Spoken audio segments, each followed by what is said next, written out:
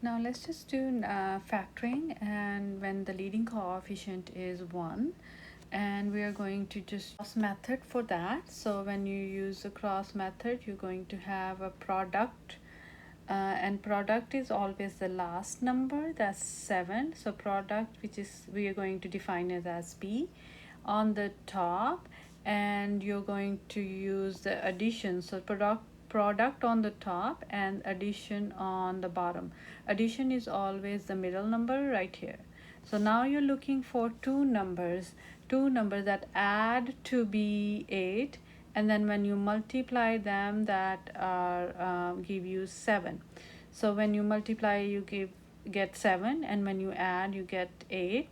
So the two numbers are 7 and 1, because when you multiply 7 and 1, you get 7, and when you add them together, you get 8.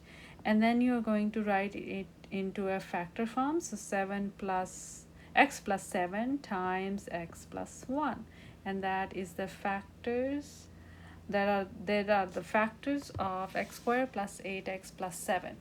Now similarly, if you're doing number 2, so same thing, when you have a product on the top and addition on the bottom. Product is the last number and addition is the middle number, that's 9.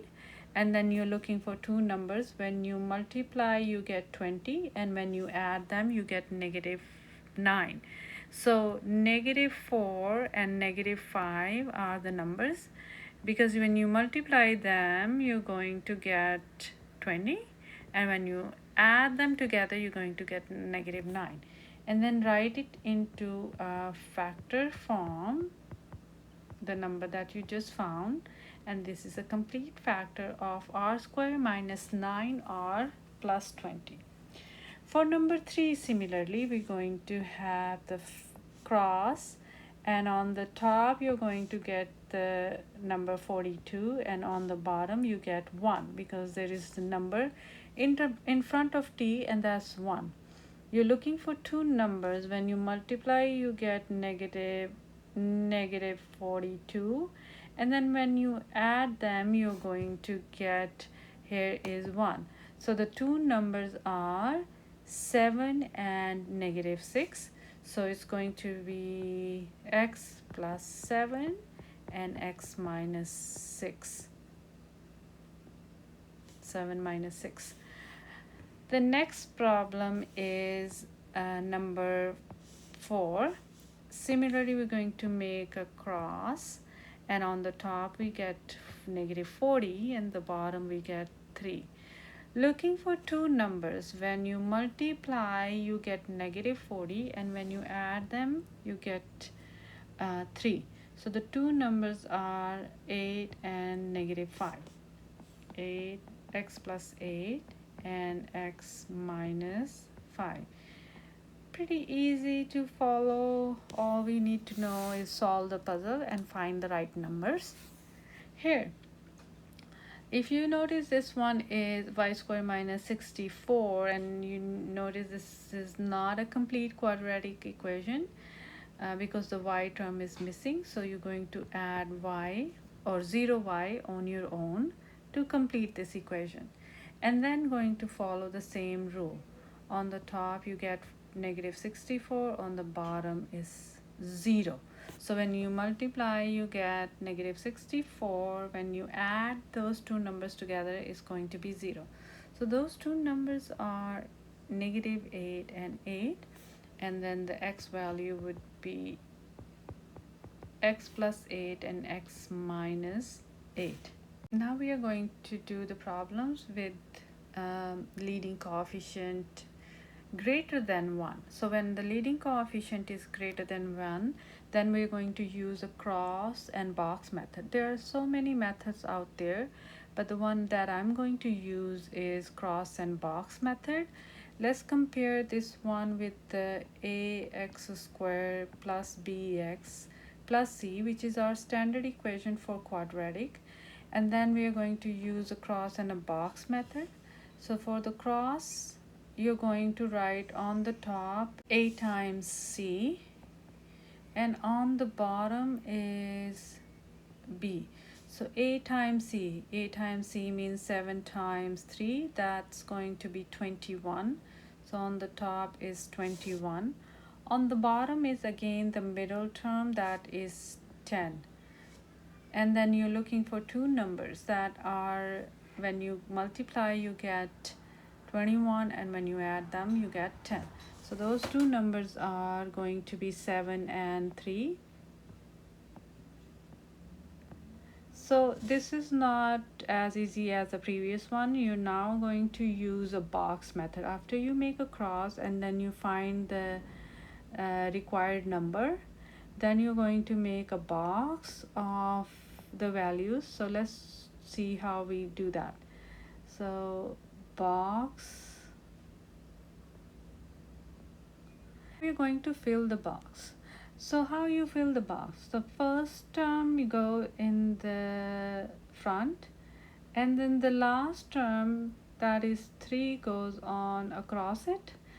These two places, in any order, these two places will be filled with the number that you just found, and that's going to be 7 and 3.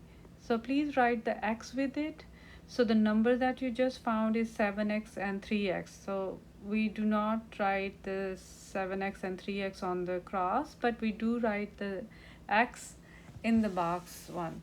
Now you're going to, from this section, see if you can take out or any GCF out of these two. So the GCF of 7x squared and 3x is just x. And then here goes the number, when you multiply with x it should give you 7x squared. So here we get is 7x. So x times 7x would be 7x squared. Here is a number that when you multiply with x should give you 3x. So here is 3. Same thing on this section. Here goes the number that you multiply on the top here to give you 7x. So 1 times 7 would be 7x, and then the 1 times 3 would be 3. Now the top numbers, that this section, this one will make a first factor, and this section will make other factors, so x plus 1. So the two factors are x plus 3 and x plus 1. Now let's just do number 2 here. So number 2 again, on the top you get a times c. So this is a x squared plus bx plus c. So a times c would be -5, and on the bottom is b, that is -4. You're looking for two numbers that when we multiply you get -5, and when you add them you get -4. So -5 and 1. So these are the two numbers that you found. That is we're going to use these two numbers in the box. So let's make a box here. So for the box you're going to fill the box. This first place will be filled by the first number of the equation, that is 5x squared. This place will be filled with the last number, that is -1. And these two places will be filled with the number that you just found. These two places will be filled with the number that you just found, that is -5x and 1x. Now on first row, this one, you take GCF of the first row. So the GCF of the first row is 5x, and then here goes the number that when you multiply with 5x it should give you 5x squared. So here goes the number that is x, because 5x times x would be 5x squared.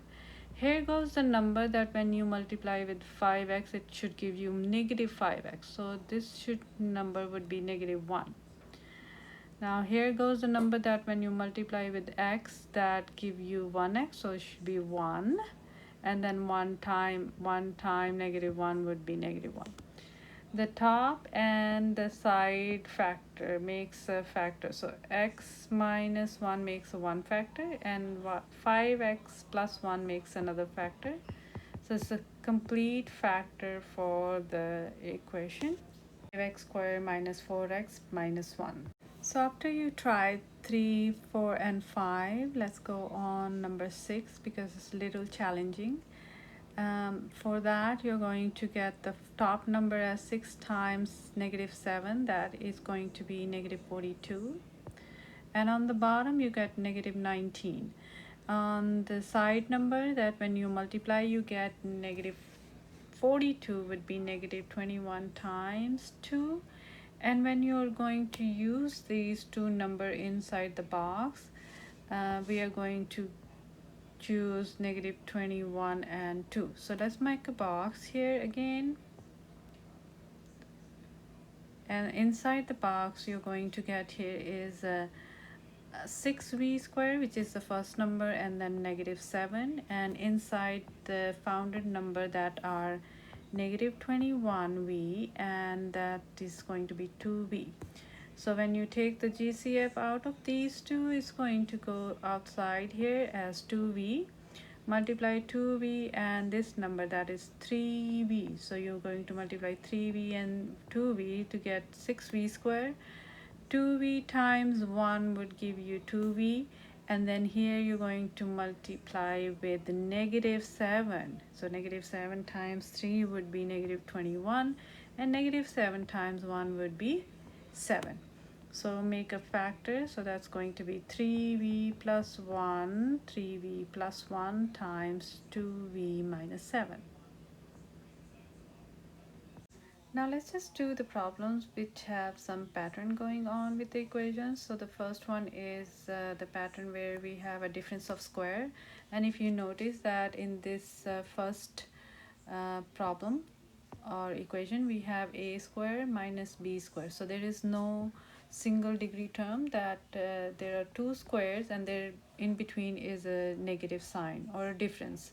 So that's why it's called difference of square. So the pattern that can be broken into is a minus b times a plus b. So that's the simple formula that we are going to use for difference of square. So the difference of square is a minus b times a plus b. So just write this one into x square minus 3 square in the form of a square minus b square, because we are going to apply the difference of square formula. So the answer should be x minus 3 times x plus 3. For example number A, you're going to use the same formula. So first write this in the form of difference of square. X square minus 5 square. Why we write 5 square? Because 25 is 5 square.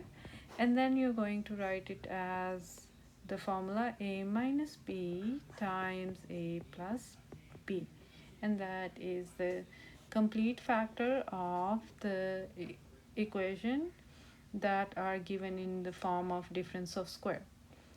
Again, we are writing this into the form of difference of square. So this one is going to be 64 minus y square. So that's going to be 8 square minus y square.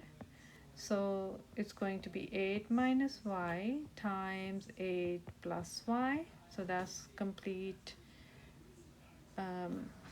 equation. Now let's just write this equation. Example letter C. 2z square minus 1 square. So it's written in the form of a square minus b square. So that's going to be 2z minus 1, and then 2z plus 1. Now we are going to try the bottom equation, which is number 1, 2, 3 and 4. So when you try this, the first one, and write it into a difference of square form, so this is going to be written as x square minus 6 square. So it's going to be x minus 6 times x plus 6. The number 2 would be 10 square minus m square. So that's going to be 10 minus m times 10 plus n. The next one we have here is 9n square minus 16. So first write it into a difference of square form, and then treat this one as a and this one as b to make it into the form of a minus b times a plus b. Similarly, writing this one into the difference of square form first of all, and then writing it into 4h minus 7 and 4h plus 7.